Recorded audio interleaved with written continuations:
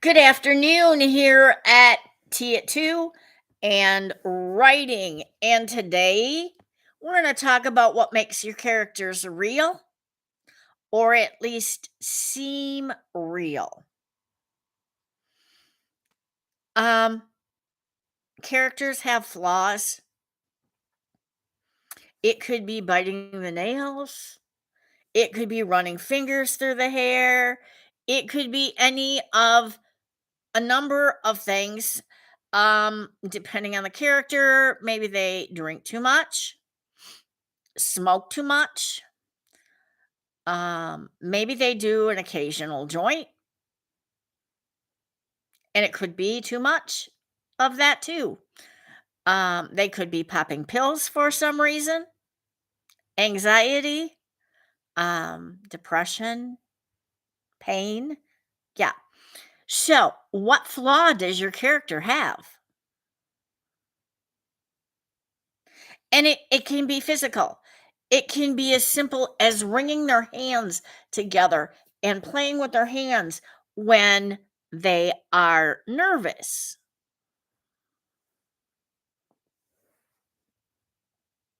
Yeah. Look for a flaw.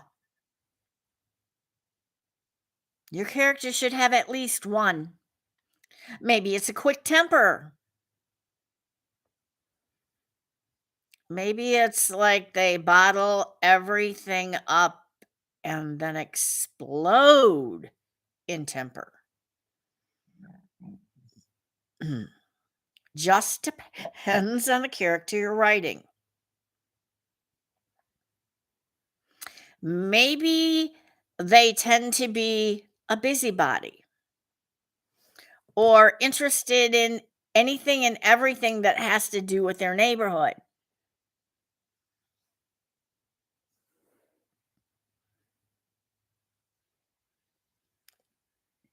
Build your character, make them a person, make them memorable. If they're not memorable, no one's going to want to read any more about them.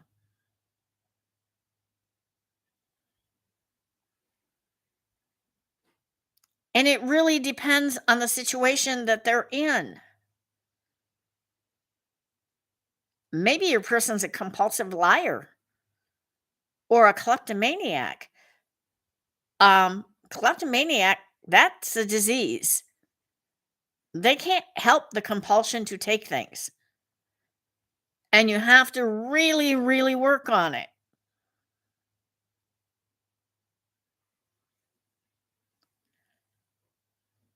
Compulsive liars,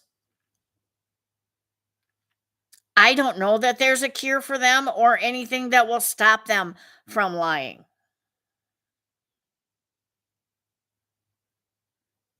I don't.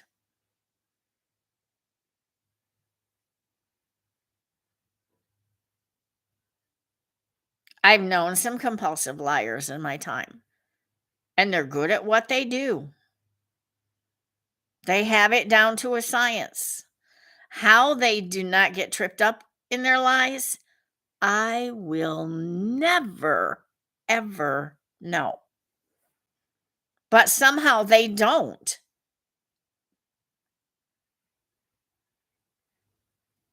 So, in my book, Rescue Mountain,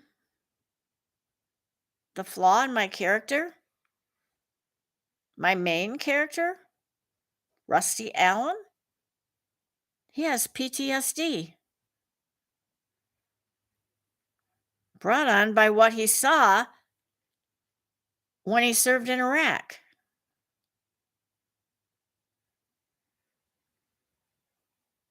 And the nightmares wake him up at night. Not every night, but some nights.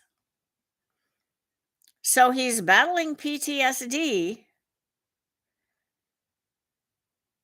when he's asked to help track a kidnap victim. Is he the kidnapper? Or is he just a guy helping out? Because tracking is what he did in the military.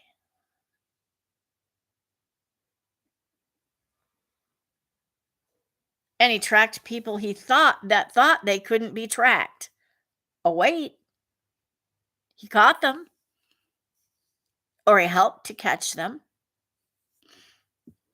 because he was good at what he did.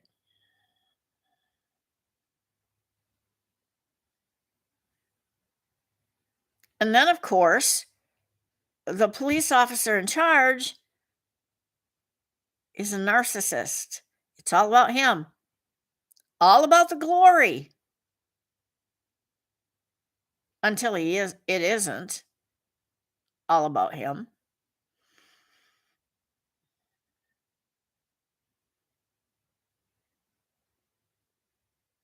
And what about the kidnapper himself? He's obsessed. He's obsessed with the young lady he's kidnapped. He thinks he can take her away and they will have a life together.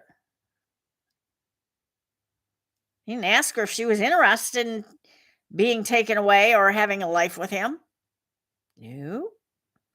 Never occurred to him that she would have an opinion. He just knew he wanted her because that's how he'd planned things. Those are character flaws.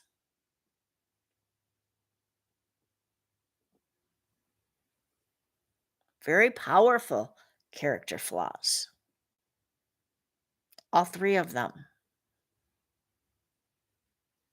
And the kidnapped girl, all she wants to do is get away and survive.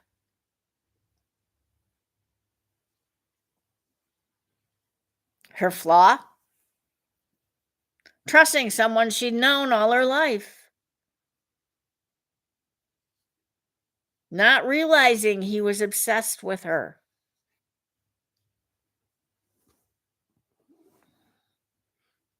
Yep.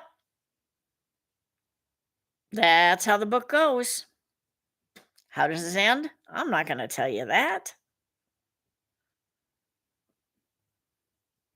That would ruin the whole thing. This is not a spoiler thing. This is what makes your character do what they do. And what underlying issue do they have? We all have something going on, no matter who we are. I'm a writer.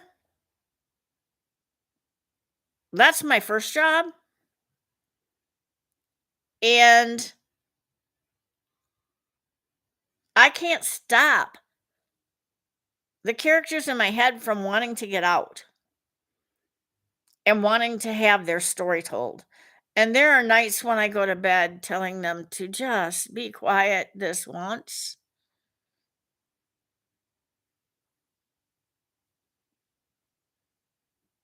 Or praying that God will shut them off because I can't find the off switch and I can't write books fast enough.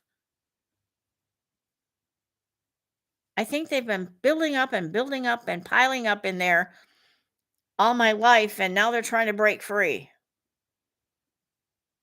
I'm working on 4 books right now,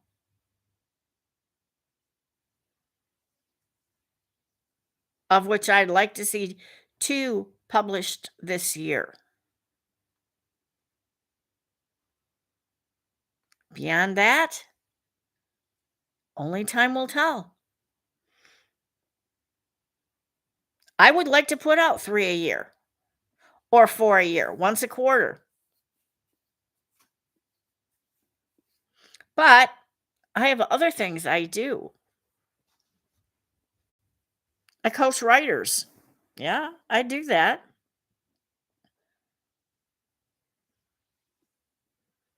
I sell paparazzi jewelry because I like the jewelry and I enjoy doing it. And for no other reason. I don't have any dreams of being a bigwig at paparazzi or a $1,000,000 seller or anything like that. It's not why I got into it. It's not important to me. What's important to me is making people feel good $5 at a time. I do a lot of things. I have been known to do speaking engagements. Ooh, yeah. But that doesn't take me away from my characters. Who are they? What makes them who they are? How do they get in their situations? How in the world do I have a homeless family I'm writing about? Really? A whole family homeless? Yeah, it happens, guys. It really does.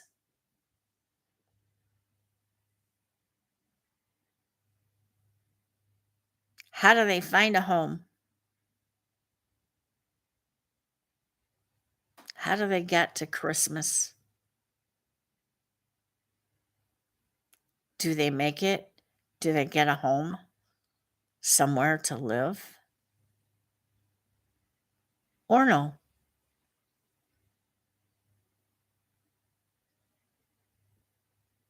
So, make your characters seem real. Make them seem like they're flesh and blood. Are they tall, short, fat, skinny, medium? Are they muscled? Are their muscles limp? Are they scrawny? Do they have blue eyes or green eyes or hazel eyes or brown eyes or violet eyes? Do they have brown hair, red hair, gray hair, white hair? Is it bleached? Is it streaked? Is it long? Is it short? Is it medium? Tell me what they look like. Give them a first and last name. Give them a birth date. Fill out a job application and find out who they are. Have they served in the military? What branch? What skills do they have? Are they college educated?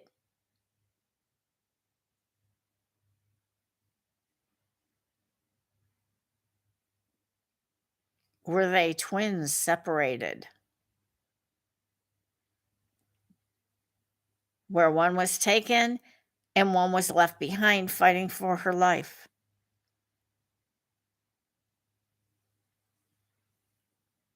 Do they ever meet again?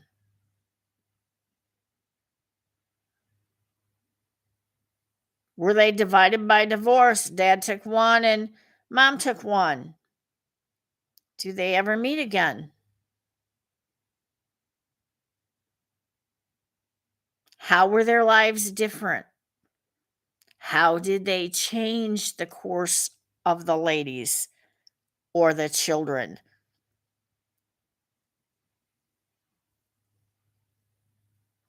Yeah, I'm reading a book like that right now. It's called Mercy. It's by David Baldacci.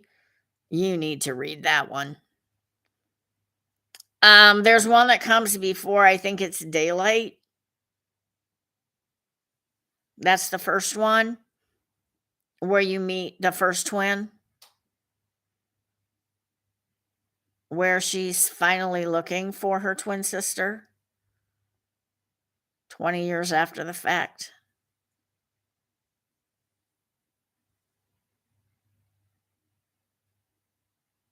Yeah.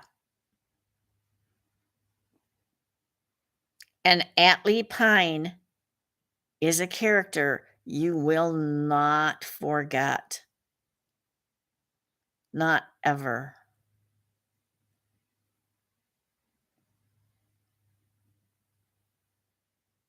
So make your characters believable. See you back here tomorrow at 2. Bye now.